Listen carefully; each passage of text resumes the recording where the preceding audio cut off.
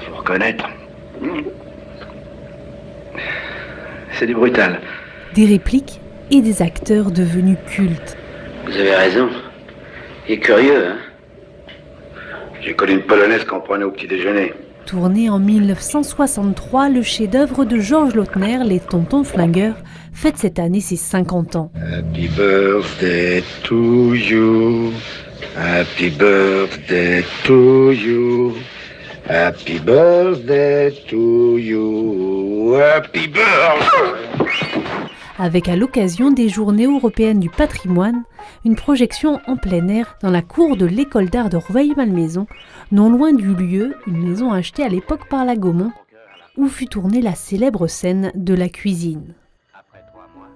Lors de ces Journées du patrimoine seront également mises à l'honneur les Tuxtell, ce couple de grands mécènes américains tombés sous le charme de Rueil-Malmaison à la fin du XIXe siècle, qui firent notamment construire en 1903 l'actuel hôpital Stell.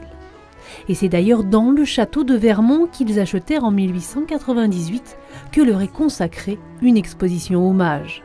Nous avons pu rassembler, grâce auprès de grands musées parisiens et nationaux, un ensemble d'objets relatifs à la famille Tuc, notamment des prêts de la donation Tuc au Petit Palais. C'est un ensemble d'objets précieux, de porcelaine de Sèvres, de porcelaine allemande et des mots anglais qui vont être exposés au château de Vermont, et également des prêts du château de la Malmaison. Les Royois pourront ainsi accéder à des monuments habituellement fermés aux visiteurs, comme la Petite Malmaison, la chapelle Passy-Buzenval ou encore la caserne Guinemer. Et également l'ouverture de la loge maçonnique qui ouvre ses portes exceptionnellement depuis 2 ans à l'occasion de ces Journées du patrimoine.